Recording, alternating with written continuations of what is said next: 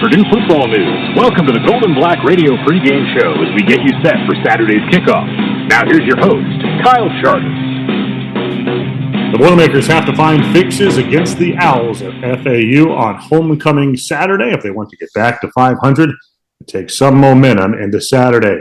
Kyle Chartis here for the Gold and Black Radio pregame show with Tom Dienhart. We'll talk to Brian Newbert and Alan Karpick as well. That's the storyline for the week, isn't it, Tom? The Boilermakers need to fix themselves and then get a victory against the Owls of FAU. Purdue will come in around an 18-point favorite. That might fluctuate a little bit based on the possibility of something happening on Saturday, at least news on Saturday. But as for the Boilermakers, they've got to get it together after what was a tough loss last week at Syracuse. Yeah, you want to level your record at 2-2, obviously, before you head out on the road in October, Kyle, for what looks like, in my mind, it's going to be probably your make or break month. 3 of the 4 games are on the road, beginning with trips to Minnesota, then a trip to Maryland. So, yeah, if you're Purdue, man, you want to get that bad taste from last week out of your mouth, number one. Get a win, feel good about yourself, and again, just get some positive mojo going before, again, October dawns on you very soon. So there is a little bit of sense of urgency here for Purdue. There's no doubt about it. Well, let's just start this off by talking a little bit about the elephant in the room, or at least the shadow of the elephant in the room, and that is the unconfirmed rumors that Aidan O'Connell will miss the game on Saturday due to an injury. Of course, that has not, as we record here this Friday morning, been confirmed, but I think there's enough out there that at least we need to address that possibility. You know, if you do watch back to the TV copy of the Syracuse game, after Aidan O'Connell makes that pick six, the first words from Jeff Brom on the sideline for him are not what happened or what'd you do that for. The first words are more about the concern for his quarterback. He asked him immediately, "Are you okay?" And I think O'Connell's response was, "Yeah, I'm fine." But it does maybe lead a little bit more to the possibility that there is something there. If he cannot go, what's Purdue's response to that? Yeah, first, Kyle, there seems to be an awful lot of smoke around this speculation and rumor. So it makes you wonder if maybe it doesn't have some teeth. You hate to speculate. But again, it seems like there may be something to all this chatter about O'Connell's status for Saturday's game. If for some reason, he's unable to go, and Kyle, we may not find out until 90 minutes before the game, honestly, when the team is fully out there warming up. But if he can't go, your top options obviously are Austin Burton, the sixth-year senior, and then the redshirt sophomore, Michael Alamo. Burton is really the number 2 guy. Whoever runs the offense, Kyle, this is an attack. We all know they want to throw the ball 40, 45 times a game. I think both these guys could win for you if you have to play them. I do think Alamo has a little higher upside, a little better arm. I think you're really impressed with Alamo. And, again, the one thing, I guess if I'm pushing the corner, Kyle, and I got to pick a starter, if it's not AOC, I go with Burton just because he's a 6-year guy. He did start a game at UCLA in 2019. He's been on campus for 3 years. He knows the offense. He's well-liked by his teammates. And, again, just the fact he's more of a veteran player would give me more confidence as a coach, knowing, man, I can't mess around against FAU. This team isn't total chump change. We know Purdue's got to win, and I guess I'd feel more comfortable rolling with the more veteran player. I've always thought that in a one-off type situation, one game scenario, and I think that's what we hope this would be if it does come to fruition, that maybe Austin Burton, in that kind of scenario, isn't all that bad an option because he does do some other things for you, like the option that might provide a little bit of a different look against an opponent that just has not prepared for that at all for the week. Now, if you had to roll with Burton for weeks at a time, a defense is going to adjust. And I think it's pretty clear he's not the quarterback that Aidan O'Connell is. But in a one-off, one Saturday type scenario, which if this comes to pass, we hope that's what it is. And so does Purdue, clearly. Big games coming up the next 2 weeks. maybe Burton provides something different, and that does, give him and the offense a little bit of juice. That's a great point, Kyle. I think you're exactly right. The change of pace he could provide with his skill set would really maybe be a dynamic FAU would be unable to contend with. I think we all knew, Jeff Brom said before in the summer, that they were always going to have packages for Austin Burton. Hadn't seen him come in except for obviously in the blowout against Indiana State, but thought maybe we'd see him on 3rd and 1 situations every once in a while, maybe 4th and 1, kind of a change of pace guy who can run it in addition to throwing it. But you're right. He brings another dimension to that position Aidan O'Connell lacks from a running standpoint. So, yeah, that dynamic could really play into Purdue's favor if indeed this all does play out like we're speculating. Now, again, real quick on some other injuries, Kyle. Jeff Brom Thursday said there would be a lot of game time decisions. Didn't get into specifics player by player, but I expect Jalen Graham to be out once again. I think the timeline always pointed him returning for the Minnesota game at the earliest. He may not even be back then. Kyle, I'm also going to be a little surprised if we see King Daru and Brock Thompson. I think we're going to see Devin Mockabee again at the number 2 spot behind Dylan Downing. Give Daru another week to get that calf healthy. And then Brock Thompson, too. He hurt the knee against Penn State. Didn't even make the trip last week. Played 6 snaps against Indiana State. You know what, Kyle? I think if you can get away with another week of him just mending himself, I think it's got to be a positive. I think there's enough receivers still for Purdue to hopefully win this game without number 13, Brock Thompson. I've got another injury to announce as well, breaking this morning, Tom. I am very doubtful. Yes. For the game on Saturday. You're out. I'm not even a game time decision, I don't think. I don't think I'll even make it into the stands at Ross-Ade at this point unless I make some sort of miraculous recovery here in the next 24 hours, which seems I've made a lot of progress since Thursday, last night, but I don't think I'm there. Back injury. No joke. These are the no joke. I did this about 20 years ago, strained my lower back, and I think it's just a muscle strain, nothing like structural, hopefully.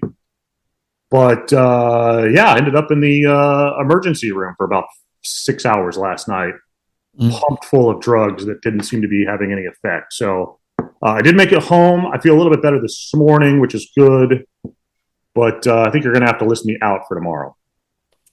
We'll have to go to your backup and hope for the best. Thoughts and prayers, my friend. Thoughts and prayers. And we problem is that backup from starter to backup is a steep drop, man. Honestly, Kyle, you're not even replaceable. We may just cancel the game. My backup has not even had a start at UCLA. That's how bad it is. That's how poor the depth is behind you. Yeah. Purdue's got to take care of its own business here, right? It has just got to erase, and I know that's been a big emphasis this week, the mistakes. A lot of them penalties, a lot of them physical penalties that you would hope, Purdue can adjust to what is being called. Some of the physicality, I think, in the defensive backfield. You like Purdue to play physical in the defensive backfield. They've got some physical, big, cornerbacks and safeties who like to go get the ball as well. But Purdue's got to clean that up. And then it's got to clean up the things that it can control, too, the unsportsmanlike stuff. It's just got to get that stuff under control in this game. Or it does become one where the injuries, as we've talked about before, the mounting injuries are the worst kind of injuries, start to matter. And then you make some mistakes, and suddenly the Owls are in this game in the second half when you don't want them to be.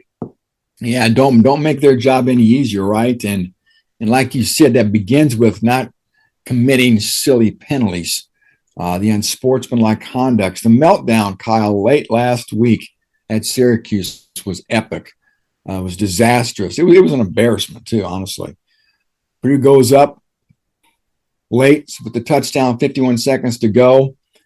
From that moment on, Kyle, Purdue had 6 penalties. 4 of them were unsportsmanlike conduct penalties. So they had 13 flags overall. I think they had 9 or so against Penn State. Of course, they were ruinous, played a big role in that loss in the season opener as well. So, yeah, they've done a lot of good things this year as a team.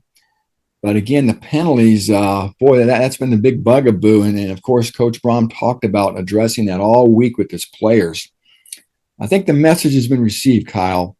But as you know, when you get in the heat of the moment and in the throes of a battle, it's hard to always keep everything in check emotionally. But again, the players are well aware of what's at stake and the fact they can't continue to shoot themselves in the foot like this with these flags.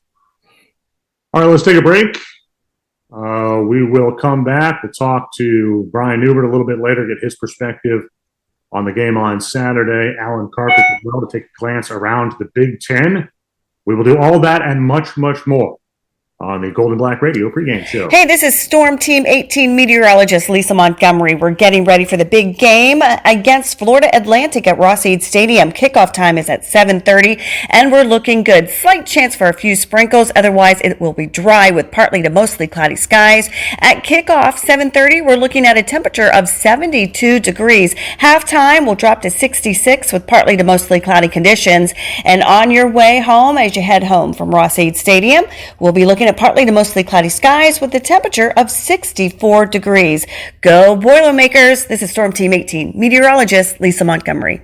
Experience unparalleled comfort, service, and cuisine at the Whitaker Inn. This Midwestern oasis is perfect for a relaxing staycation or weekend getaway. Escape from the ordinary at the Whitaker Inn. Heading to see the Boilermakers take on the Wisconsin Badgers on October 22nd?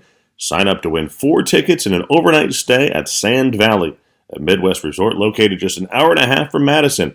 Complimentary shuttle to the game is included. Visit sandvalleypursuits.com to enter.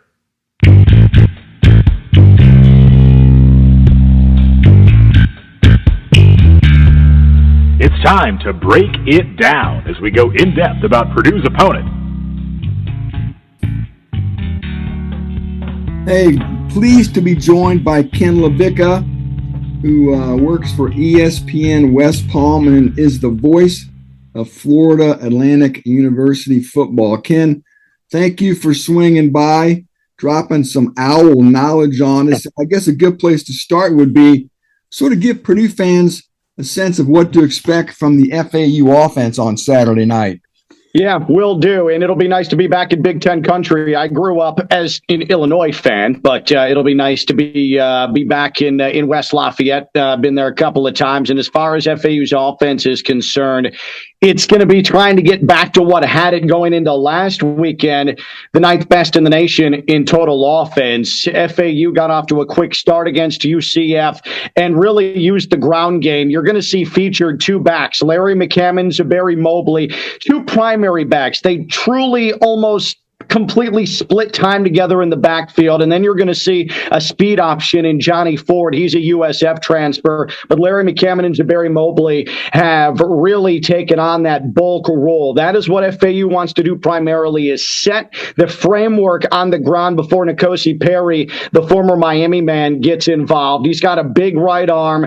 He has gone through stretches of really impressive play this season. And then he's gone into some lulls where it leaves you, and I'm sure the FAU coaching staff, scratching its head a bit. But Florida Atlantic absolutely wants to go at this from a balanced perspective, but really set the tone on the ground with their bruising runners, who are very good after contact as well. It's a very veteran offensive line, left to right across that line, and so it's held up fairly well this season to this point. Okay, defensively, Ken, what can Purdue fans expect to see from the Florida Atlantic defense?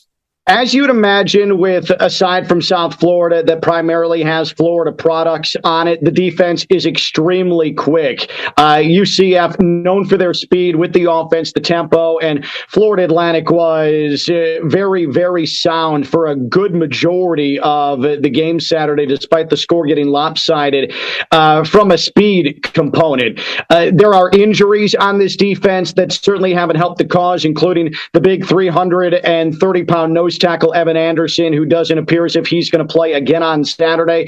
They're going to rotate a lot along the defensive line. It's a 4-man defensive front. Very speedy linebackers, including Eddie Williams, who stars. He's number 3 when you're watching on Saturday. He shoots through gaps. He's become really one of the leaders of this defense. Jaleel McRae also in the linebacker spot. He's a Florida State transfer. Previously was recruited by Willie Taggart at FSU. But I think the strength of the defense comes in the secondary, and injuries have hurt it there as well. But TJ Young, a captain, he comes back, it appears, Saturday against Purdue. Smoke Mungan on one side at corner. You're going to see a combination of Damon Hill and Armani Eli Adams playing safety and corner as well. So there's a lot of speed back there. 4-man set, have decent pressure on the quarterback, but did miss a lot of tackles a week ago.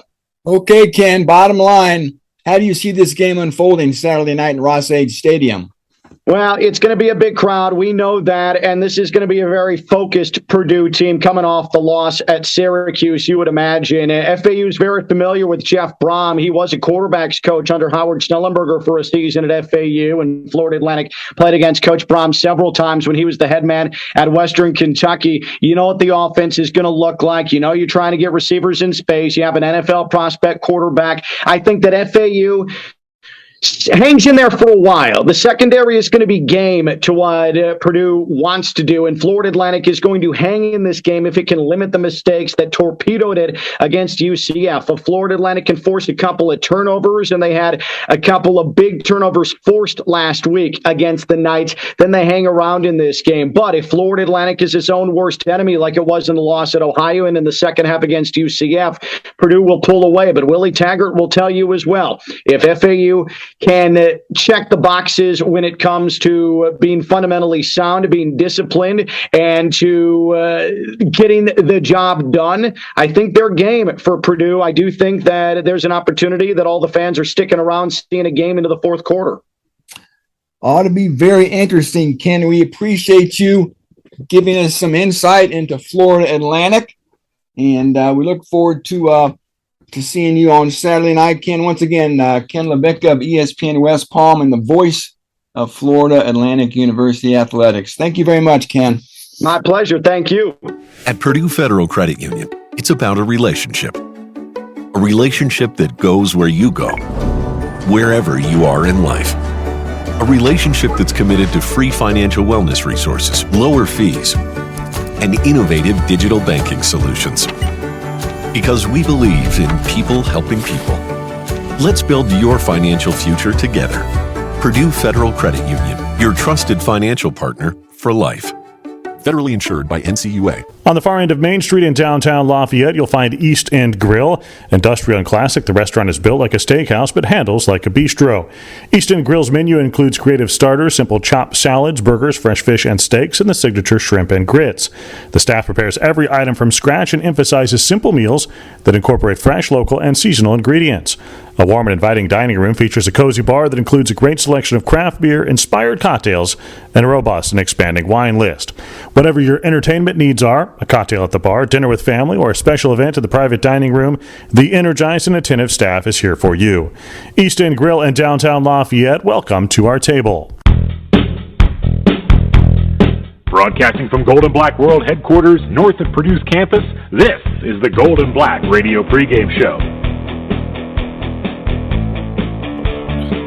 Let's bring in Brian Newbert to get his perspective on the Boilermakers and the Owls. Hello, Brian. The Owls of FAU. Who? Hold on. Let's be vacuuming upstairs. Hey, Aaron. Aaron, can you not vacuum for a second? Oh. Catching a big moth. They're pains in the ass, aren't they? Yeah. Let's bring in Brian Newbert to get his perspective on the Boilermakers and the Owls. Yes, the Owls of FAU. Who? Brian, yeah, who? Who? Who? You guys, I keep getting all of you with that stupid joke. It's it just went right over your head. I get carpet on it every time we do a recording. I got it the second time you did it. But yes. Okay. I just can't pass it up. It's like when Michael Scott can't not say that's what she said. Yeah. It's too good. Owls. What's up, dog? Another Michael Scott-ism. I don't know. I don't remember that. So a lot of talk this week, Brian, as we get back into football here, about Purdue being able to right a lot of its wrongs. And a lot of those wrongs, I mean, were just mental mistakes, the unsportsmanlike, the other errors that you make in these first three games, inability to put some teams away. I mean, Purdue has got to be better at those things if it is to be what a lot of us expected it to be this year. Yeah, I think you've seen, by and large, enough from Purdue to have reason to believe they're as good as, people hoped they would be this year. Problem is they're beating themselves with this lack of discipline and some of this fundamental technique type of stuff. Whether it's the tackling against Penn State, whether it's the penalties in the secondary, and then the discipline issue in terms of the personal fouls against Syracuse and all that. It just, I don't want to use hot take terminology here, but it really is kind of unacceptable and inexcusable, all of that stuff. It's if you're just solid, if you just don't beat yourself, you're probably 3-0. You maybe 2-1, but probably 3-0, and that's damning. I mean, that's from a tackling perspective, from a coverage perspective, in terms of the penalties, and then in terms of the discipline part of the personal fouls and whatnot. Purdue hasn't looked ready to come into this season, and it sounds like there was a lot of introspection that was done after the Syracuse game, and that's obviously warranted. But it shouldn't take 3 games and 2 losses, for stuff like, tackling and not holding receivers and stuff like that. And certainly the personal fouls to be unsportsmanlike conduct, personal fouls, whatever it might be, a combination thereof. You shouldn't have to incur losses to understand the importance of that type of stuff. This isn't, Purdue's first time where they've had penalty problems. Now, they were really good with it last year and deserve credit for that. But there were times in, 2018, 2019, maybe, whatever it was, where there were a series of personal fouls early in that season. It took losses to underscore that, and it got cleaned up. But once again, it cost you games to hammer home what is a fairly obvious, part of football and part of winning. And, it's unfortunate for Purdue that that's kind of where they are, but obviously they've got a lot of season ahead of them. You've lost a couple of golden opportunities here for what would have been significant wins, and now you just kind of have to make the best of here on out. But this stuff's got to stop. I covered the basketball team last year, and all they had to do was take care of the basketball, and it seemed like very doable, very fixable stuff. But sometimes teams just kind of are what they are, and when there's something like that in their system, it's hard to get out. And you just hope for Purdue football's sake here that they can get this penalty problem out of their system. They can get this coverage issue out of their system, and they seem to be doing a better job tackling. Albeit they haven't played another Penn State ever since then. But they're running out of time here. You only get so many opportunities for these wins, and you can't keep earning them and throwing them back, as Purdue has kind of sort of done twice. Certainly once. The Penn State game, wasn't the same set of circumstances as Syracuse, but you had both of these games essentially won, and you allowed them to slip away with things that, are largely under your control. Yeah, I think as you look back at the 2 games too, you can build a case also that Purdue has lacked a killer instinct in both games. I mean, it had a clear chance to get a first down and win the game against Penn State and was not able to do so. And I think even as you look back at the Syracuse game, I think it's earlier in the contest that Purdue had a chance really to put their foot on the orange and just could not do so. They had 4 drives in a row. One of them was interrupted by the end of the half, so you sort of throw that one out. But 3 other drives at the end of the second quarter and early in the third quarter in which Purdue totaled 25 yards when they were up 9-3.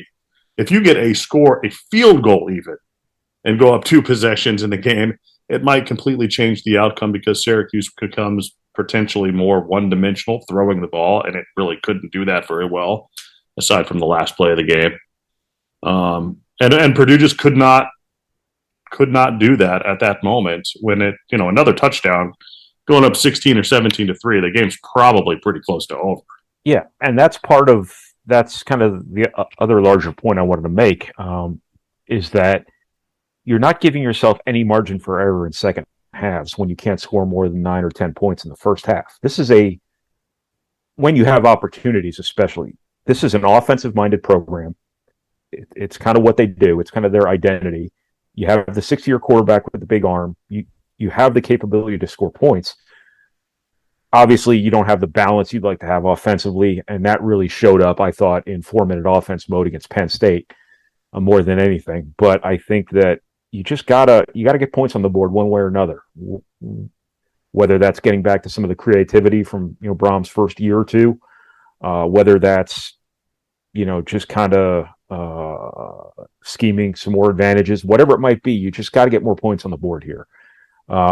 Because if you had 13 points in either of those first halves, as opposed to 9 and 10 respectively, or 10 and 9, whatever order they came in, probably win those two games. And you had every opportunity to do that, especially in the Syracuse game when you fail on the fourth down early on. I like them playing for touchdowns in that situation. I might be in the minority that way. But you just had opportunities, and you're just not cashing in your opportunities here. And you need to get points on the board here to not have one penalty or two penalties or one missed tackle or whatever it might be completely break your back when it matters most. Yeah. Thanks, Brian. Yep. Let's take a break. We'll come back with more. This is Golden Black Radio. Eat pizza and support a Boilermakers student athlete. Try the Aidan's Air Raid at AZ Pizza this September to support Aidan O'Connell and the Fellowship of Christian Athletes. Aidan even stole one out of the AZ playbook with the addition of Grippo's potato chips on top of his signature creation. Visit azippizza.com. That's AZZIPPIZZA.com. When it comes to land sales, it pays to have experts in your corner. Acre Pro Midwest Farm Group is your local farmland specialist. With decades of experience in Indiana agriculture, no one knows the market better. Whether you're doing a 1031 exchange or simply buying and selling farmland, your local Acre Pro agent will walk the land with you and ensure the deal is done right. Visit acrepro.com or call 765-587-3185 to talk to your local land expert today. Again, 765-587-3185.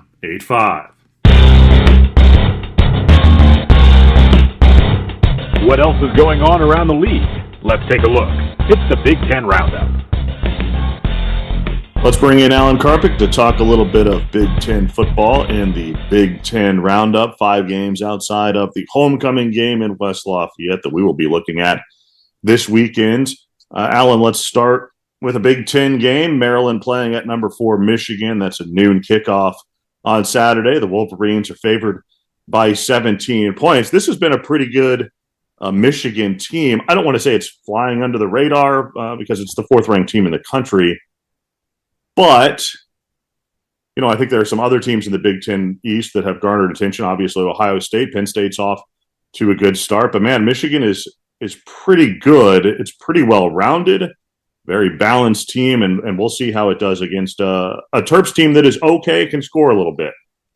Yeah, I think that's the one thing is that Maryland seems to be able to put some points up, but Michigan's is kind of reverted back to for power football, like we've seen. Now I know J.J. McCarthy, a quarterback, is the main guy, and that may change some things. But this is a team that's predicated on offensive line and being able to run the football, and they've been able to do it and they ought to do it against the Maryland defense that doesn't put enough pressure on them, and I think that will make for a one-sided game. Michigan looks like the Michigan teams we used to know 10, 15 years ago, and you have to give Jim Harbaugh and company credit for turning it around, because a couple of years ago we didn't think that was going to happen.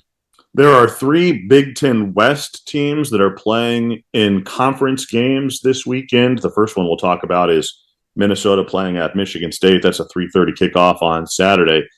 It's interesting, Alan, as you look at these games, if the road teams lose, Minnesota, Iowa, and Wisconsin, Now, two of those three teams are favored in their contest, including Minnesota, which seems a little strange to me. But if all three road teams lose, the Big Ten West standings on Sunday will be Northwestern 1-0 and everyone else 0-1. Yeah. That seems incredible, and it's not out of the realm of possibility for that to happen. The Gophers are a 3-point favorite, which I find a little bit surprising. Of course, Minnesota has outscored its opponents, I think, 149-17. All three of those opponents have been really bad. Michigan State comes off a loss against Washington out west. This is an interesting game, I think, because I feel like the Spartans, I'm just surprised that Michigan State is a home dog in this game. Yeah, even though and Michigan State showed some fight in the second half against Washington to make that an 11-point game. I thought that was good. They have the nation's worst pass defense last year. Will Tanner Morgan, and we saw that in the Purdue game, certainly, and they struggled against Michael Penix last week. A lot of people are going to do that this year. Minnesota, number 2 in total offense and total defense, but yes, New Mexico State, Western Illinois, and Colorado. Colorado's just awful. But it will be an interesting game, and a game that may set the direction for Minnesota and whether they need that win, I think, to really be a team that's going to be in the fight for the West Division throughout the course of the year. It's a big game for them, and being a road dog does surprise me a bit. That's what I always tell our friends over there at Nebraska. You guys are closer to becoming Colorado, a former power, than you are to becoming your own former self as a national power. All right, let's move on to 3:30 kickoff on Saturday. Indiana playing at Cincinnati. The Hoosiers have found ways to win, certainly against lesser competition, but they found ways to get it done late. I think it'll be a little bit more challenging here against the Bearcats. Cincinnati is a 17-point favorite at home. Yeah, when IU's one of those close games, Illinois game they didn't deserve to win, or it got really fortunate in my view. Western Kentucky, again, they made plays down the stretch when they were dead in the water. So you have to give Indiana and Tom Allen credit. Cincinnati has been good. They're not as good as they were last year. Their quarterback, Ben Bryant, has been, I think he's thrown over 70%. So he's a guy that can have them score enough. Luke Fickell will be a candidate at every big job open.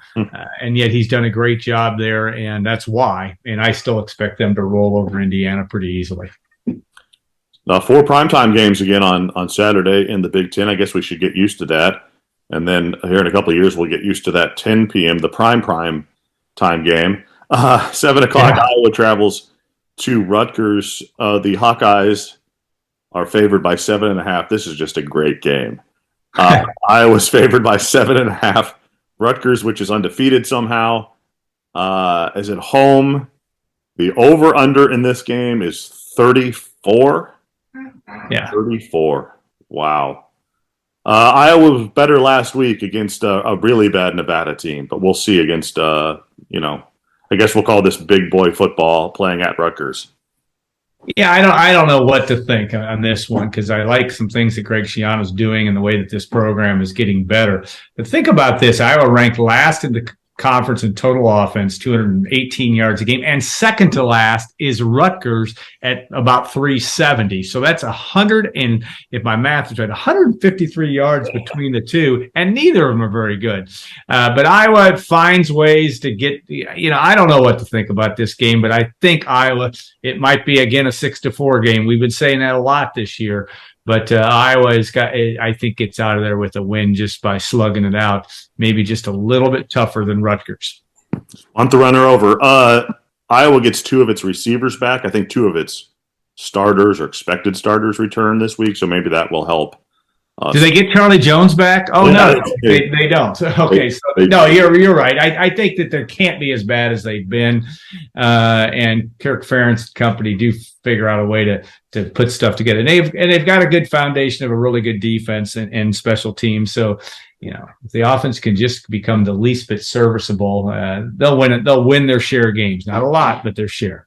What an indictment Charlie Jones is on Iowa's offense. Yeah. Oh, my gosh. Yeah. Incredible.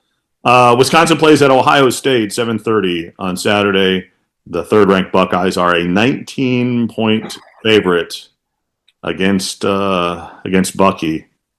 Yeah, I mean, this game just tells you the difference between the East and the West, right? Pretty much, and at least with respect to the point spread, Wisconsin's got to keep Ohio State off the field. That's as simple as that. I mean, Ohio State scores in bunches. They score fast. They've only had one turnover so far this season, so they haven't been beating themselves. They've got experience at quarterback. They've got an aces running back. Wisconsin can find ways to stay in football games for a while, but they got to play the four-corner offense of college football, I think, to get that done. So they're going to have to run the football effectively. They've got a couple guys that can do that. But I still think Ohio State rolls in this one. That's the Big Ten Roundup for Week 4. Let's go back in time. With a historical look, here's Alan Karthik. All right, Al, let's take a historical look at Purdue against Florida Atlantic. The Boilermakers have not often welcomed teams into Ross-Ade Stadium that hail from the state of Florida.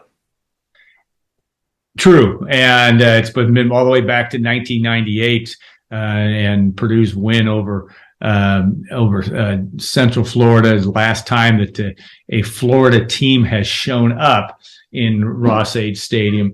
And you may recall Dante Culpepper, who was the hot UCF quarterback at the time. They were not Central Florida was just Howard Snellenberger was just trying to raise money for Florida Atlantic at that time. But Central Florida was also a fledgling program that has obviously developed. Wasn't much of a game, 35-7 Purdue. And it was a situation that I don't remember Drew Brees having a huge game. And Culpepper actually wasn't that bad. He threw for 368 yards, but that was a game that was well out of hand pretty much throughout the course of the game. If you score, Alan, 7 points, but you throw for 370 yards, you know what doesn't matter? The 370 yards. That is a true thing. It just doesn't. The yardage, they don't matter. Yeah. And we were talking offline, but it was the game where Michael Hawthorne, they had the 100-yard interception return. He flipped the ball to Billy Gustin, but Michael Hawthorne had that interception as well. That was about what I remember from that game. Oh, Michael Hawthorne. Yeah, there you go. Some great personalities back then. He was a happy dude. Yeah, including Mike Hawthorne. A homecoming game at night, 7:30 kickoff on Saturday between Purdue and FAU. I don't remember a whole lot of those. Never has happened before. There you go. That's why you don't remember that. You know, we talked at Purdue's liked to oftentimes, especially under Morgan Burke, and when they had a little bit more control over the schedule, I think, played games at noon oftentimes. Last year's Minnesota game was at noon. Now they've had a few 3:30 starts on homecoming, but that 8 o'clock or 7:30 starts is a new thing. And I think in the wonderful world of television contracts, it'll be a regular thing, and not every year probably, but it is a new experience. It'll be a whole day of tailgating, and that will be a fun part of bringing the Owls into town. That's a historical view at Purdue and FAU. Let's take a break. We'll come back with more. You're listening to Golden Black Radio. Designing and building since 1968, T&W has changed the way people think about construction. T&W's three-stage approach to designing and building is unmatched throughout the construction industry. Learn more about T&W's people, passion, and projects at twdesignbuild.com. AZIP Pizza is teaming up with Aidan O'Connell on the Aidan's Air Raid Pizza all September long. Aidan likes his AZIP loaded with barbecue, pulled pork, peppers, and Grippo's potato chips. AZIP is owned by former walk-on football player Brad Niemeyer, with locations in Lafayette, Evansville, Indianapolis, and more. Check it out at azippizza.com, AZZIPPIZZA.com. Broadcasting from Golden Black World Headquarters, north of Purdue's campus, this is the Golden Black Radio pregame show. Kyle Charters here. Let's bring back in Tom Dienhart to break down some of the matchups in this one between the Boilermakers and the Owls. Purdue taking on a Florida team. Tom, when you talk about Florida football, you usually talk about some pretty good athletes. I think that likely describes the Owls. They're going to send some pretty good athletes out onto the field on both sides on Saturday night. And, Jeff Brom coached at FAU in 2009 for Howard Schnellenberger, who was his mentor. And he knows a lot about that program. He knows the type of athletes in that part of the country. So he's got a good sense of, again, the dynamic ability, the skill set, the speed that's on this FAU roster. So he's very aware of that. And it's an FAU offense that wants to try to pound you. They have a good running back duo. Larry McCammon is their top back, and he's a guy that's going to lead their charge on the ground.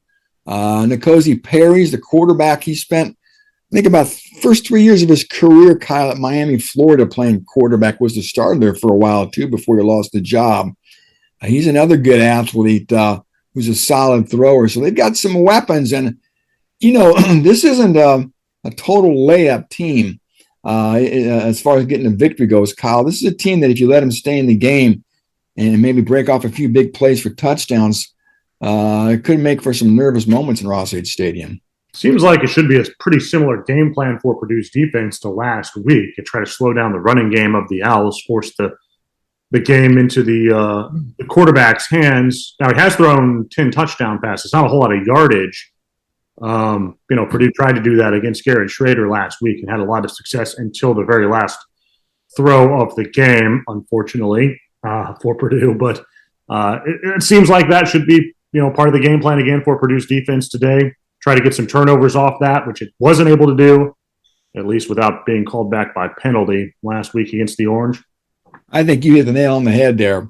As far as trying to defend this FAU offense, just like Purdue last week against the Orange, commit to slowing down the run and making that quarterback try to beat you, Kyle. Make him try to beat you from pocket. Don't let him get outside the pocket. Make him stand back there, have to read defenses and make decisions, and have to thread passes in the tight windows.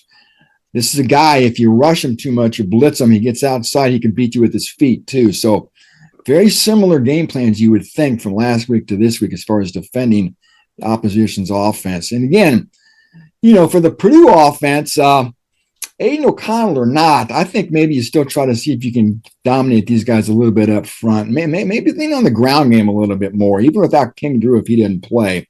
Lean on Dylan Downing, lean on Devin Mockabee, and see if maybe you can play a little ball control. Wear these guys out. And again, see if you can establish the run. So it's going to be a fun chess match to watch unfold between Brom and, of course, Willie Taggart, Kyle.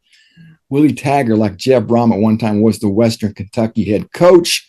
He was a star quarterback at Western Kentucky. Willie Taggart's got a heck of a resume. He's been the head coach at South Florida, was at Oregon, was at Florida State. So he knows what he's doing. At this point, don't you have to say the well-traveled Willie Taggart? Yeah, you can't say Willie Taggart without putting well-traveled in front of his name. You're exactly right. That's part of my style book now. Yeah. I do like Mockabee. I think that he adds a little element to running the football that Purdue does not otherwise have. I think you force feed some of the other things, right? You just hope that he learns some of the pass blocking stuff. He had some misses on the pass block. Assignments? Yeah. Syracuse. You're going to have to live with a little bit of that, I think, here early on in his career. Yeah, and you live with him because he gives you a little bit something different, like you're alluding to as a runner. Even you talked to Chris Barkley this week. He talked about it too. He can contort his body and twist it in ways to get through holes that the other backs can. It's that simple. And he's got a lot of want to, Kyle. We talked to Devin this week too. He's not a real big guy. I was surprised. Really isn't really physically developed yet. That's something that I know they're going to work on. But my gosh, he runs hard, and like I said, he's very motivated to play well at this level. And boy, the glimpses we've seen so far have been impressive. Played in just 2 games, Kyle, and he's the Boilermakers' leading rusher. Has 2 rushing touchdowns as well. So I would keep feeding Devin and see if you can continue to develop that part of your offense. Prediction time. Tom, who you got? Shaking my magic 8 ball right now, Kyle. I've got Purdue 41, the mighty Florida Atlantic Owls 17. The Boilers win and they cover, my friend. I think the last line I saw it's been anywhere between 18 to 20, I think. Yeah, I'll go Boilermakers straight, doubling them up. 42-21. I think that Purdue, regardless of what's happening under center, if they do have to make what I would hope would be a one-game change there, that it does not affect Purdue all that much. And in fact, maybe gives them a little bit of a bounce, at least for one game. I don't think that's a sustainable thing over a number of games, but maybe get a little bit of bounce there for one game just due to the unpreparedness of the FAU defense facing a guy who can do a little bit of stuff differently. Don't know if that'll be the case. I hope we'll see Aidan O'Connell out there. I like watching him play, and you hope that he's healthy and ready to go. I'm sure that as the hours tick by close to the 7 o'clock kick on Saturday, if there is anything there, you will report it on the old Twitter machine and at goldandblack.com. All right, Tom, appreciate it. Thank you. Be good, my friend. Take care of yourself. Thanks to our listeners. And as always, if you do like our show, rate us 5 stars on your favorite podcast app. We do appreciate that. Leave us a comment as well. And thanks for our sponsors as well for helping us with this show. I'm going to stand up and stretch out the back, see if I can't make it go at being at least a game time decision on Saturday night, though it seems unlikely. All right. That'll do it for the podcast for this week. For Tom, Dean Hart, Brian Newbert, and Alan Krupik, I'm Kyle Charters. Thanks for listening. This is Gold and Black Radio.